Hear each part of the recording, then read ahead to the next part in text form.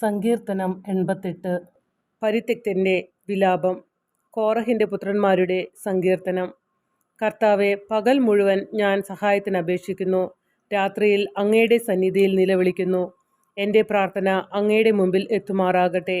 എൻ്റെ നിലവിളിക്ക് ചെവി ചായിക്കണമേ. എൻ്റെ ആത്മാവ് ദുഃഖപൂർണമാണ്.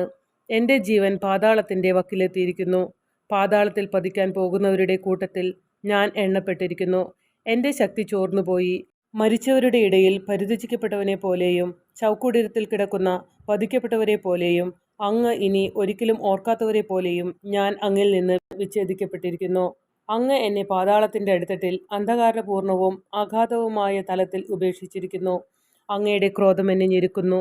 അങ്ങയുടെ തിരമാലകൾ എന്നെ മൂടുന്നു. കൂട്ടുകാർ എന്നെ വിട്ടകലാൻ അങ്ങ് ഇടയാക്കി. അവർക്ക് എന്നെ ബീഭത്സ വസ്തുവാക്കി. രക്ഷപ്പെടാൻ ആവാത്ത വിധം അങ്ങ് എന്നെ തടവിലാക്കി. ദുഃഖം കൊണ്ട് എൻ്റെ കണ്ണുകൾ മങ്ങിപ്പോകുന്നു. കർത്താവെ, എന്നും ഞാൻ അങ്ങയെ വിളിച്ചപേക്ഷിക്കുന്നു. ഞാൻ അങ്ങയുടെ സന്നിധിയിലേക്ക് കൈകൾ ഉയർത്തുന്നു. മരിച്ചവർക്ക് വേണ്ടി അങ്ങ് അത്ഭുതം പ്രവർത്തിക്കുമോ? നിഴലുകൾ അങ്ങയെ പുകഴ്ത്താൻ ഉണർന്നെഴുന്നേൽക്കുമോ? ചൗക്കുടീരത്തിൽ അങ്ങയുടെ സ്നേഹവും വിനാശത്തിൽ അങ്ങയുടെ വിശ്വസ്തതയും പ്രഘോഷിക്കുമോ? അന്ധകാരത്തിൽ അങ്ങയുടെ അത്ഭുതങ്ങളും വിസ്മൃതിയുടെ ദേശത്ത് അങ്ങയുടെ രക്ഷാകര സഹായവും അറിയപ്പെടുമോ? കർത്താവെ, ഞാൻ അങ്ങയോട് നിലവിളിച്ചപേക്ഷിക്കുന്നു. പ്രഭാതത്തിൽ എൻ്റെ പ്രാർത്ഥന അങ്ങയുടെ സന്നിധിയിലെത്തുന്നു. കർത്താവെ, അങ്ങ് എന്നെ തള്ളിക്കളയുന്നത് എന്തുകൊണ്ട്? എന്നിൽ നിന്ന് മുഖം മറയ്ക്കുന്നത് എന്തുകൊണ്ട്?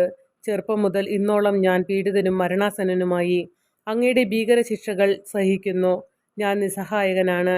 അങ്ങയുടെ ക്രോധം എൻ്റെ നേരെ കവിഞ്ഞൊഴുകി. അങ്ങയുടെ ഭീകരാക്രമങ്ങൾ എന്നെ നശിപ്പിക്കുന്നു. പെരുവെള്ളം പോലെ അങ്ങ് നിരന്തരം എന്നെ വലയം ചെയ്യുന്നു. അവ ഒരുമിച്ച് എന്നെ പൊതിയുന്നു.